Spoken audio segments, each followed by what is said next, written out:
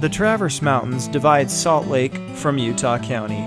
For the thousands of people crossing over them every day on I-15, they probably think of the mountains as point of the mountain. But for those familiar with the eastern side's open and wild interior, it's the perfect place for a Wasatch Elk Park.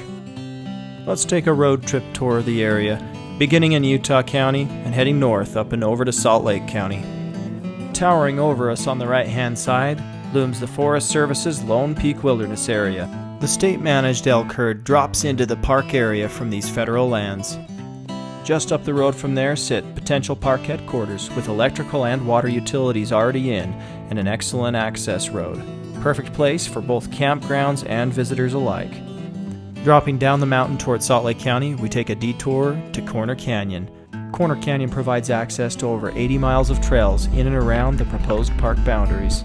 Included in these is the Bonneville Shoreline Trail, which has sparked several campaigns to preserve the area. Not only is the area full of diverse recreational assets, but it shows a strong precedent toward preservation in and around the proposed Wasatch Elk Park. For the next part of our tour, we turn our attention toward the diverse attractions surrounding the park. Perhaps the most dramatic of these attractions are the area's world-class flight parks. The two flight parks flank the north and south side of the Traverse Mountains along the I-15 corridor. When the winds are right, the sky fills with colorful gliders. From the North Flight Park, Geneva Rock on the left and I-15 on the right bound the frontage road. Passing by the South Side Flight Park into Utah County, we encounter technology companies and retailers who have settled into the area. The establishment of the Wasatch Elk Park, in addition to the area's existing assets, will only serve to attract more companies to locate here.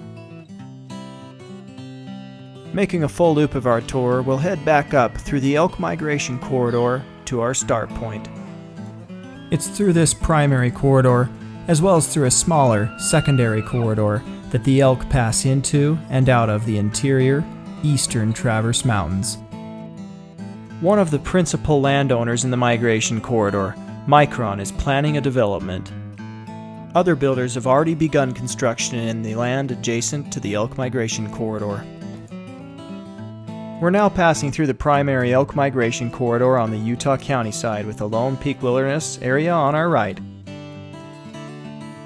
All too quickly, new home construction marks the end of the elk migration corridor.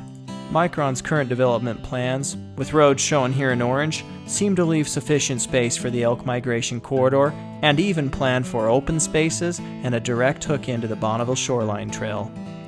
Currently, the development's spread between two cities, so Micron is finalizing their development plan in preparation for annexation from Draper City to Lehigh City. With all the development in the area, the Wasatch Elk Park will be initiated in phases. In Phase 1, we'll work with landowners to secure the critical migration corridor. In Phase 2, we'll work primarily with the cities of Lehigh and Draper to secure core areas of habitat. In Phase 3, we'll work to flesh out the park with additional desirable lands.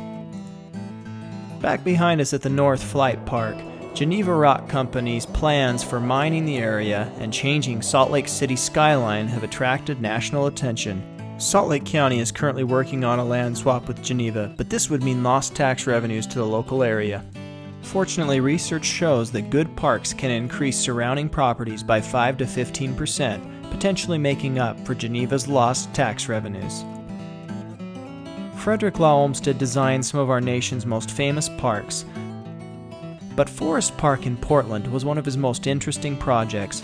Olmsted was attracted to the land in part because of its connection to wild areas, just like the Wasatch Elk Park.